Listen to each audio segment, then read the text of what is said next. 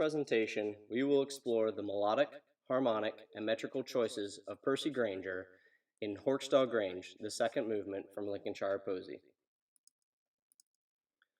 The melody of Horkstall Grange was based on the folk song as it was sung to Grainger by George Goldthorpe.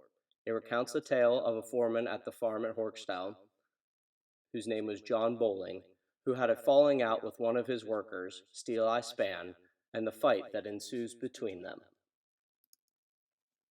The melody of Horkstall Grange is written in the key of D flat major, and the 8-measure melody is repeated 4 times throughout the movement to line up with each of the verses and refrain of the original folk song.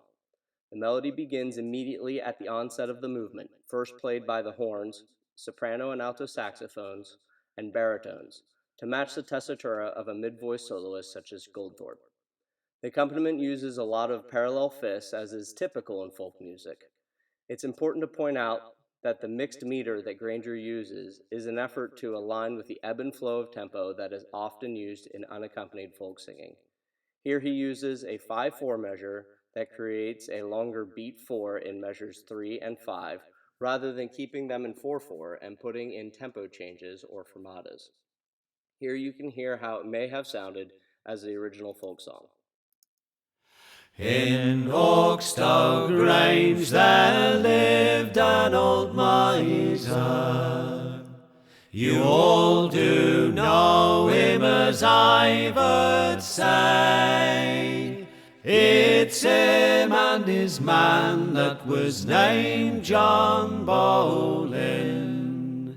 They fell out one market day. And here we hear Grainger's treatment of the same verse.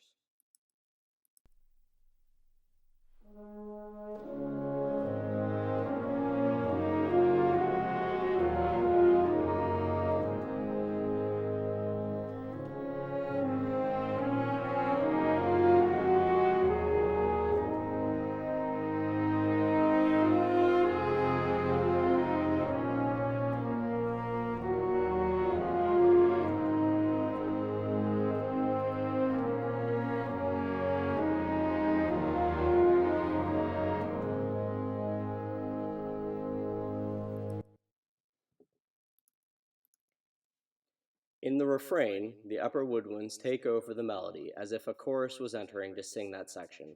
The texture of the harmonies become thicker, but are still very similar to the initial melodic statement.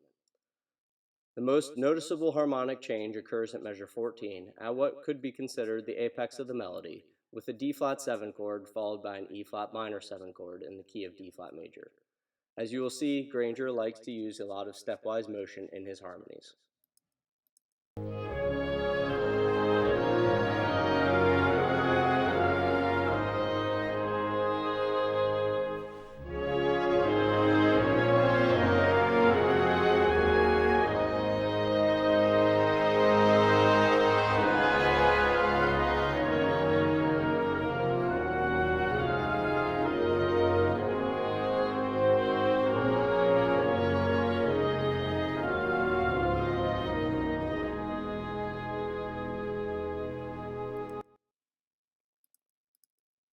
The second verse starts with a drone on an F-flat major 7 chord. I tend to disagree with some theorists on this chord, as I believe it is an F-flat major chord, along with an A-flat minor chord, symbolizing the conflict between the two subjects of the folk song. Either way, it is a stark contrast to the harmonies we have already heard. The melody is played by a solo trumpet, but this time in the key of A-flat. Note that Grainger does not change the key, and that the apex of the verse is harmonized with an F7 chord, followed by a B-flat 7 chord. Grainger uses step movement to change chords in rhythmic opposition to the melody to lead us to the climactic final verse. Note the use of the snare drum on a pianissimo drum roll to promote the tension of the verse.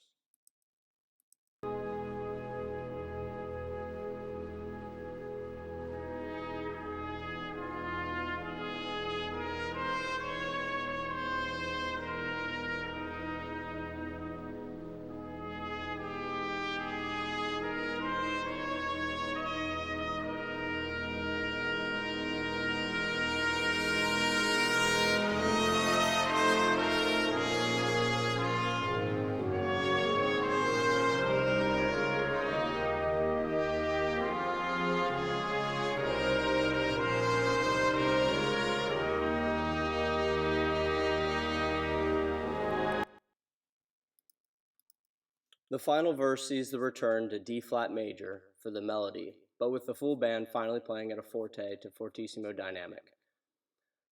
The harmony is descending chromatically throughout the first four measures, leading to a D flat 9 chord, followed by a G flat major 7 9 chord.